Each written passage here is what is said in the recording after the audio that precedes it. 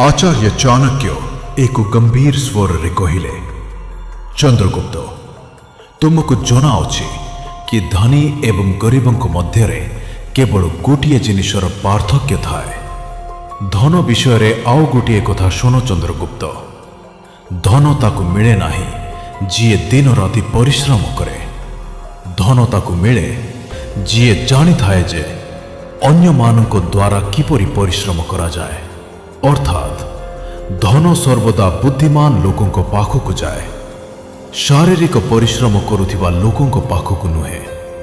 शारीरिक परिश्रम द्वारा मनुष्य केबे भी धनी हुए नाही, ता पाखरे केबे भी पर्याप्त धन न थाए। एही कथा तुमे सर्वदा मने रखिब। पर्याप्त धन दरकार, बहुत धन दरकार, तेबे निजर मानसिक शक्ति को काम रे लगाए। मुंड खटाई काम करे, हाथरे नुहे। राजा केबे निजे परिश्रम करंती नाही, सेठ साहुकार केबे निजे मजूरी करंती नाही। मजूरी से माने करंती जेउ माने सबुठारु अधिक परिश्रम करंती एवं सबुठारु अधिक गरीब मध्य से माने ही रहंती। चंद्रगुप्त विनम्रतार सहित पचारिले, गुरुदेव तेबे धनी हेबार प्रकृत रहस्य कौन? ताहले प्रत्येक व्यक्ति काहेकि धनी होई पारंती नाही?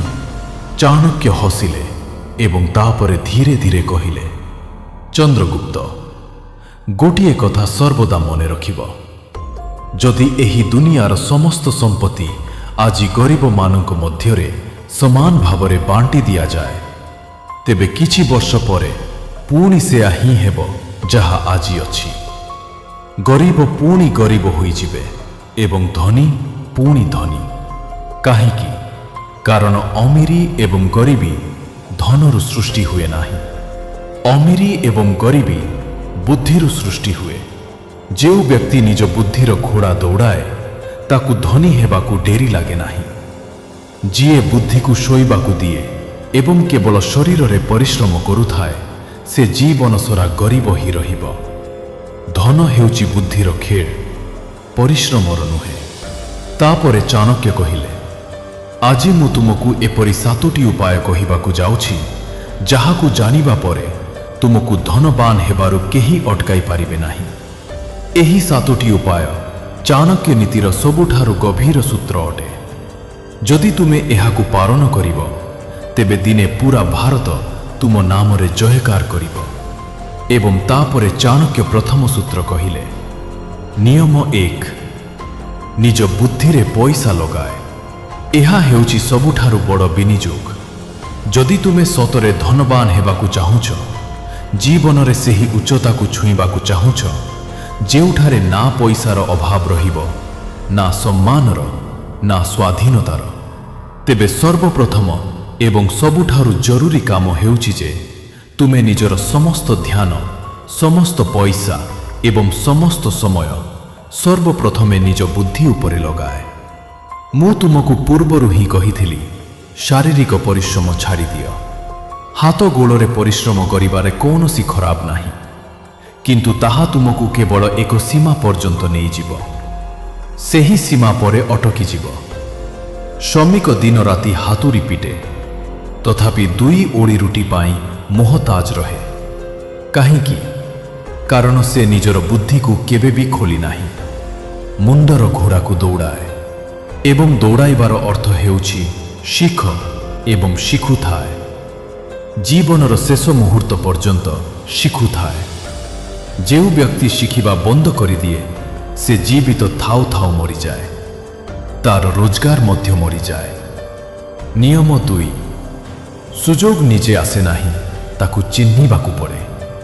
अवसर काले न आगच्छति, काले नश्यति तम जा सन्नादति स सिद्धिं प्राप्तति। अर्थात सुजोग समय सहित आसी थाए एवं समय सहित नष्ट मध्य होई जाए। जिए ताहार शब्द शुणी परे से ही सिद्धि प्राप्त करे। धनवान हेबार अछि, तेबे द्वितीय एवं सबुठारु जरूरी नियम हेउछि जे तुमको सुजोग पाई आखि खोलिबाकू पड़िब। सुजोग केबे कबाट बाड़ेई आसे नाही। भाई, मु तुमर सुजोग अटे, मते भीतर को आसीबाकू दियो। एमिति कही आसे नाही। सुजोग सर्वदा बेश बदलाई आसीथाए। केबे ताहा कौनसी असुविधा रूपरे आसे, केबे कहार तात्सल्य रूपरे, केबे कौनसी सांग मुहरु बाहरिथिबा एक वाक्य रूपरे। अधिकांश लोक एहाकु देखि दूरेई जाआंती एवं जेउमाने एहाकु चिन्हि नियंती सेमाने ही कोटिपति अरबपति हुअंती। मु तुमकु कहुछि, जदि तुमे धनवान हेबाकु चाहुछ तेबे आजि थारु एही प्रतिज्ञा कर, मु कौनसी भी सुजोग हाथ छड़ा करिबि नाही।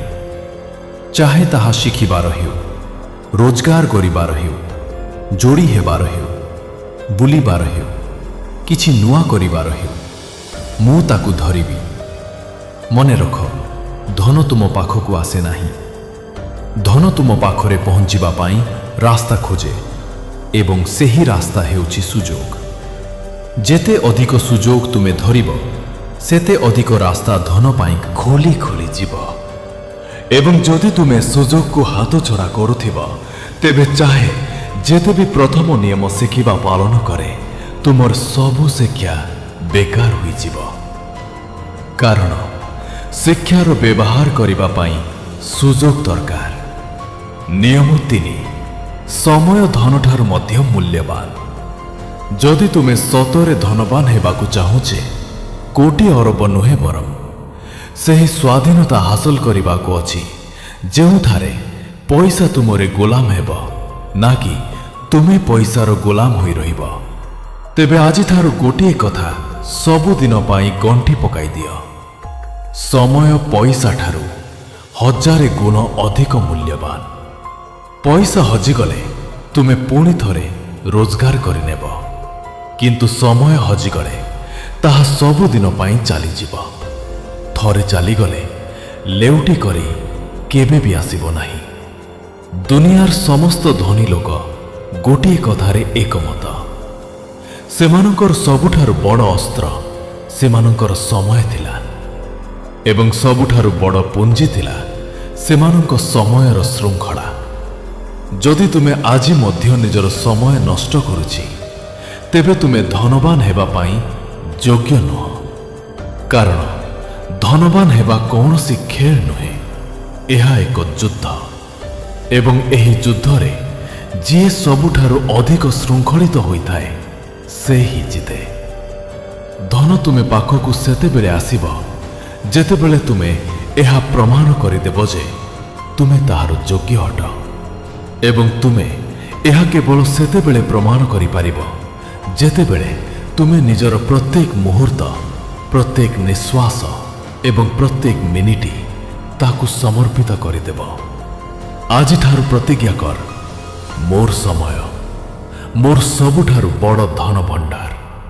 मु एहाकु काहाकु छुईबाकु मध्य देबि नाही, ना फालतू लोकंकु, ना फालतू अभ्यासकु, ना फालतू विचारकु। मोर प्रत्येक मिनिट मोर लक्ष्य पाई हेब। मु 24 घंटार 24 घंटा मो स्वप्न को देबी। जे पर्यंत निश्वास अछि से पर्यंत अटकी भी नाही। केवल एही गोटिए नियम को जीवन रे प्रयोग कले 7टी रु बाकी नियम आपे आपे तुम जीवन रे आसीबाकु लागिबो। कारण जे समय उपरे कब्जा करिनेला से धन उपरे, जीवन उपरे, भाग्य उपरे कब्जा करिनेला। नियम 4, धन आसीबा पूर्वरु निजको प्रस्तुत कर। धन रोजगार करिबा कठिन नुहे, सतरे कठिन हेउछि धन को निज पाखरे अटकाई रखिबा। तुमे देखिथिबो लटरी लागिला 2-4 वर्षरे कांगार, दरमा बढ़िला गोटे वर्षरे पुणी सही पुराणा कांद। व्यवसाय चलिला 2 वर्षरे पुणी करजरे बुड़ीगले। काहींकि? कारण धन आसीबा पूर्वरु सेमाने निजको प्रस्तुत करि नथिले। सेमाने पात्र थिले किंतु अखंड नथिले। पानी ढाड़िले सबु तलकु खसी जाए। मां लक्ष्मी बहुत चतुर अटंती। से सेठारे रहंती नाही जेउठारे संयमता नाही, जेउठारे नियंत्रण नाही, जेउठारे अभ्यास खराब अटे। धन गोटिए नदी अटे। जदि तुमे बंध न बंधिब ତେବେ ତାହା ବୋହିଯିବ ଏବଂ ବନ୍ଧ ତିଆରି ହୁଏ ତୁମ ଭିତରରେ, ତୁମର ଅଭ୍ୟାସରେ, ତୁମର ଚରିତ୍ରରେ। ତେଣୁ ଆଜିର ନିୟମ ସବୁଠାରୁ କଠୋର ଏବଂ ସବୁଠାରୁ ଜରୁରୀ ଅଟେ। ଧନ ଆସିବା ପୂର୍ବରୁ ନିଜକୁ ପ୍ରସ୍ତୁତ କର। ଯଦି ତୁମେ ଆଜି ଗରିବ ଅଛ କିନ୍ତୁ ସଂଯମତା ଶିଖିନେବ, ତେବେ କାଲି ଧନୀ ହୋଇ ମଧ୍ୟ ରାଜା ହୋଇ ରହିବ। ଏବଂ ଯଦି ଆଜି ଧନୀ ଅଛ କିନ୍ତୁ ସଂଯମତା ଶିଖିନାହ, ତେବେ କାଲି କାଙ୍ଗାଳ ହୋଇ କାନ୍ଦିବ। ଧନ ଆସିଲେ ତୁମର ଅସଲି ପରୀକ୍ଷା ଆରମ୍ଭ ହୁଏ।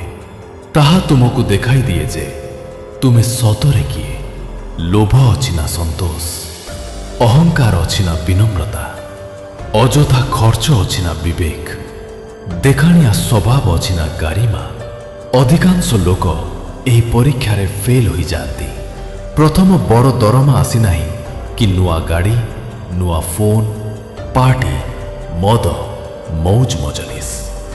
2 ବର୍ଷ ପରେ ପୁଣି ସେହି ପୁରୁଣା ସାଇକେଲ। ମୁଁ ତୁମକୁ କହୁଛି, ଧନ ଆସିବା ପୂର୍ବରୁ ନିଜକୁ ଏପରି ବନା ଯେ ଯେତେବେଳେ କୋଟି କୋଟି ଆସିବ, ସେତେବେଳେ ମଧ୍ୟ ତୁମେ ପୂର୍ବ ପରି ହିଁ ରହିବ। ଯଥା ପୁରୁଣା ହେଉ ବା ଇଟାଲିଆନ, ତୁମର ଚାଲିବା ଶୈଳୀ ସେହିପରି ରହୁ। ଖାଦ୍ୟ ଢାବାର ହେଉ ବା ପଞ୍ଚତାରକା ହୋଟେଲର, ତୁମର ଭୋକ ସେହିପରି ରହୁ।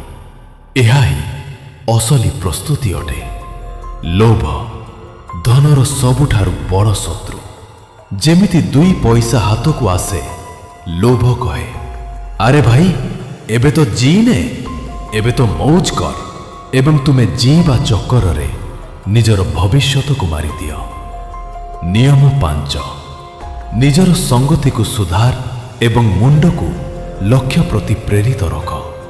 ତୁମେ ଚାହେ ଯେତେ ବି ଶିଖିନିଅ, ଯେତେ ବି ଅନୁଭବ କରିନିଅ, ଯେତେ ବି ସମୟ ଲଗା, ଯଦି ତୁମର ସଙ୍ଗତି ଭୁଲ ଅଟେ, ତେବେ ସବୁ ବେକାର। ତୁମେ ସେୟା ହିଁ ହୁଏ ଯାହାଙ୍କ ସହିତ ତୁମେ ରୁହ। ତୁମର ରୋଜଗାର, ତୁମର ଚରିତ୍ର, ତୁମର ଭାଗ୍ୟ, ତୁମର ଭବିଷ୍ୟତ, ଏସବୁ ତୁମ ଆଖପାଖର 5 ଜଣ ଲୋକଙ୍କର ହାରାହାରିରୁ ସ୍ଥିର ହୋଇଥାଏ। ତୁମେ ଯେଉଁଠି ବସ, ଯାହା ସହିତ ଚାହା ପିଅ, ଯାହା ସହିତ ରାତିରେ ଫୋନରେ ଘଣ୍ଟା ଘଣ୍ଟା ଗପସପ କରେ, ସେୟା ହିଁ କହେ ଯେ 10 ବର୍ଷ ପରେ ତୁମେ କେଉଁଠି ଥିବ। ଯେଉଁ ମଣିଷ ଧନବାନ ହେବାକୁ ଚାହେଁ, ସେ ସର୍ବପ୍ରଥମେ ନିଜର ସଙ୍ଗତିକୁ ଦେଖୁ।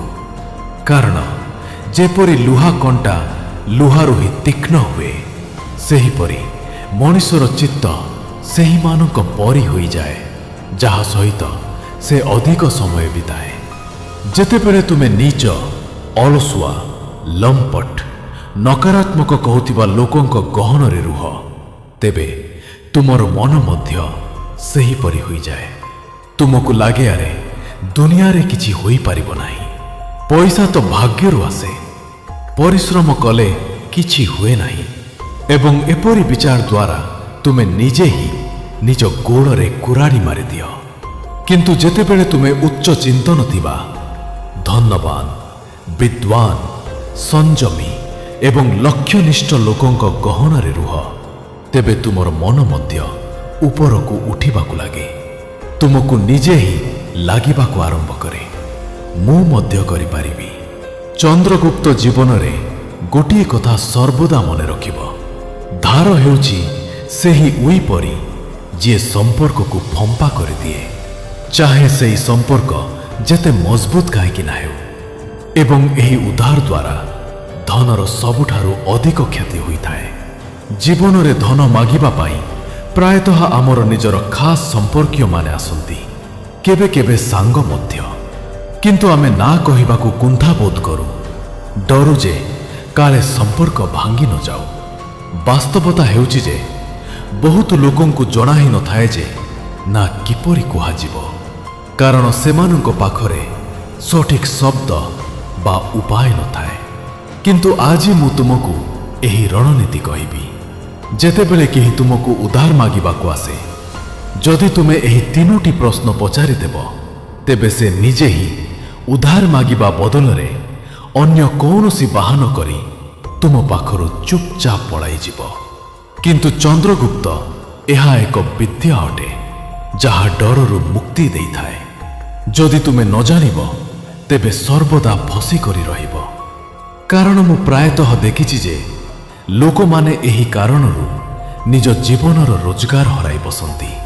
ନମସ୍କାର ସାଙ୍ଗମାନେ, ଡେ ଇନ୍ସପାୟର୍ଡ ଚ୍ୟାନେଲରେ ଆପଣଙ୍କୁ ପୁଣି ଥରେ ସ୍ୱାଗତ। ଯଦି ଆପଣଙ୍କୁ ମଧ୍ୟ ଚାଣକ୍ୟ ନୀତି ପସନ୍ଦ ଆସୁଛି ତେବେ କମେଣ୍ଟରେ ନିଶ୍ଚୟ ଜଣାନ୍ତୁ ଯେ ଆପଣ ଭାରତର କେଉଁ ରାଜ୍ୟରୁ ଏହି ଭିଡ଼ିଓ ଦେଖୁଛନ୍ତି, ଯାହାଦ୍ୱାରା ଆମେ ବୁଝିପାରିବୁ ଯେ ଆମେ କଥା କେଉଁଠି ପର୍ଯ୍ୟନ୍ତ ପହଞ୍ଚୁଛି। ଏବଂ ଆସନ୍ତୁ ବିଳମ୍ବ ନ କରି ଭିଡ଼ିଓ ଆରମ୍ଭ କରିବା। ସାଙ୍ଗମାନେ, ଚାଣକ୍ୟଙ୍କର ଏହି କଥା ଆଜି ମଧ୍ୟ ସେତିକି ସତ ଅଟେ ଯେତିକି ସେହି ପୁରୁଣା ଜମାନାରେ ଥିଲା।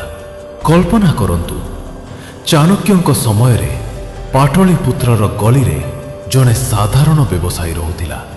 ନାମ ଥିଲା ବିଷ୍ଣୁ ଦାସ। ସେ ଦିନ ରାତି ପରିଶ୍ରମ କରି ନିଜର ବ୍ୟବସାୟ ଚଳାଉଥିଲା, ଶସ୍ୟ ବିକ୍ରି କରୁଥିଲା ଏବଂ ନିଜ ପରିବାର ପାଇଁ ଅଳ୍ପ ବହୁତ ସଞ୍ଚୟ କରୁଥିଲା। ଦିନେ ତାର ଜଣେ ଦୂର ସମ୍ପର୍କୀୟ ଆସିଲା, କହିଲା, ଭାଇ, ବନ୍ୟାରେ ମୋର ଫସଲ ନଷ୍ଟ ହୋଇଯାଇଛି। ବାସ୍ ଅଳ୍ପ କିଛି ପଇସା ଉଧାର ଦେଇଦେଇ ଆଗାମୀ ଫସଲରେ ଫେରାଇ ଦେବି। ବିଷ୍ଣୁ ଦାସର ହୃଦୟ ତରଳିଗଲା। ସେ ନିଜର ସମସ୍ତ ସଞ୍ଚୟ ଦେଇଦେଲା। କିନ୍ତୁ ମାସ ବିତିଗଲା, ବର୍ଷ ବିତିଗଲା, ସେହି ସମ୍ପର୍କୀୟ ଦେଖାଦେଲା ନାହିଁ। ପରେ ଜଣାପଡ଼ିଲା ଯେ ସେ ସେହି ପଇସା ନିଜର ମୌଜ ମଜଲିସରେ ଉଡ଼ାଇ ଦେଇଥିଲା। ବିଷ୍ଣୁ ଦାସର ପରିବାର ଭୋକିଲା ରହିଲେ, ପିଲାମାନେ ସ୍କୁଲ ଯାଇପାରିଲେ ନାହିଁ ଏବଂ ସେହି ସମ୍ପର୍କ ତାହା ତ ପୂର୍ବରୁ ହିଁ ଫମ୍ପା ହୋଇସାରିଥିଲା। ଚାଣକ୍ୟ କହୁଥିଲେ, ଧନ ରକ୍ଷା କରିବା ପରିବାର ରକ୍ଷା କରିବା ସହ ସମାନ। ଆଜିର ସମୟରେ ମଧ୍ୟ ସେୟା ହିଁ ହେଉଛି। ଲୋକମାନେ ଫୋନରେ ମେସେଜ କରନ୍ତି, ଭାଇ ଇମର୍ଜେନ୍ସି ଅଛି, 500 ଉଧାର ଦେଇଦେ ଏବଂ ଆମେ ଦେଇଦେଉ, କାରଣ ନ ଦେବା ଆମକୁ ଖରାପ ଲାଗେ। କିନ୍ତୁ ସତ୍ୟ ହେଉଛି ଯେ ପଇସା ଦେବା ପରେ ସମ୍ପର୍କ ଆହୁରି ମଜବୁତ ହେବା ବଦଳରେ ଦୁର୍ବଳ ହୋଇଯାଏ। କାହିଁକି? କାରଣ ଯଦି ପିସା ଫେରି ନ ଆସେ ତେବେ ଝଗଡ଼ା ଆରମ୍ଭ ହୋଇଯାଏ ଏବଂ ଯଦି ମାଗିବ ତେବେ ତୁମେ ଖଳନାୟକ ହୋଇଯା। ଏବେ ପ୍ରଶ୍ନ ହେଉଛି ଯେ ଆମେ ଏହି ଜାଲରୁ କିପରି ବର୍ତ୍ତିବା। ଚାଣକ୍ୟଙ୍କ ନୀତି ଆମକୁ କହେ ଯେ ଭାବନାରେ ବୋହିଯିବା ବନ୍ଦ କର ଏବଂ ବୁଦ୍ଧିରେ କାମ କର। ମୁଁ ଆପଣଙ୍କୁ ସେହି 5ଟି ଉପାୟ କହିବି ଯାହା ଚାଣକ୍ୟ କହିଥିଲେ, କିନ୍ତୁ ସରଳ ଭାଷାରେ, ଯେମିତି କୌଣସି ବୃଦ୍ଧ ଗୁରୁ ନିଜ ଶିଷ୍ୟମାନଙ୍କୁ ବୁଝାଉଛନ୍ତି। ଏହି ଉପାୟଗୁଡ଼ିକ ଦ୍ୱାରା ଆପଣ କାହାକୁ କଷ୍ଟ ନ ଦେଇ ନା କହିପାରିବେ। ଏବଂ ମୁଁ ଏଥିରେ ଚାଣକ୍ୟଙ୍କ ସମୟର କାହାଣୀ ଯୋଡ଼ିବି, ଯାହାଦ୍ୱାରା ଆପଣ ଅନୁଭବ କରିପାରିବେ ଯେ ଏହି ସିଦ୍ଧାନ୍ତ କେତେ ପୁରୁଣା କିନ୍ତୁ ଆଜି ମଧ୍ୟ କାମ କରୁଛି। ଯେମିତି ଆଜିର ସମୟରେ କେହି କ୍ରେଡିଟ୍ କାର୍ଡର ବ୍ୟବହାର କରି କର୍ଜରେ ଫସିଯାଏ, ସେହିପରି ସେହି ସମୟରେ ଲୋକମାନେ ସାହୁକାରଙ୍କ କବଳରେ ଫସୁଥିଲେ। କିନ୍ତୁ ଚାଣକ୍ୟ କହୁଥିଲେ, ବୁଦ୍ଧିମାନ ସେ ଅଟେ ଯେ କର୍ଜର ଜାଲ ନିଜେ ବୁଣେ ନାହିଁ। ଆସନ୍ତୁ ପ୍ରଥମ ଉପାୟରୁ ଆରମ୍ଭ କରିବା। ତାହା ହେଉଛି ତୁରନ୍ତ ଉତ୍ତର ଦିଅ ନାହିଁ। ଚାଣକ୍ୟ ଏହାକୁ ସମୟ ଢାଲ କହୁଥିଲେ। ଯେତେବେଳେ କେହି ପଇସା ମାଗେ, ଚାହେ ସେ ଯେତେ ବଡ଼ ଅସୁବିଧା କହୁଥାଉ, ସେହି ସମୟରେ ହମ୍ବାକୁ ନାହିଁ। ବାସ୍ ହସି କରି କୁହ, ଭାଇ ମୁଁ ତୁମର ଅସୁବିଧା ବୁଝୁଛି, କିନ୍ତୁ ମୋର ପଇସା ଅଲଗା ଅଲଗା ସ୍ଥାନରେ ଲାଗିଛି।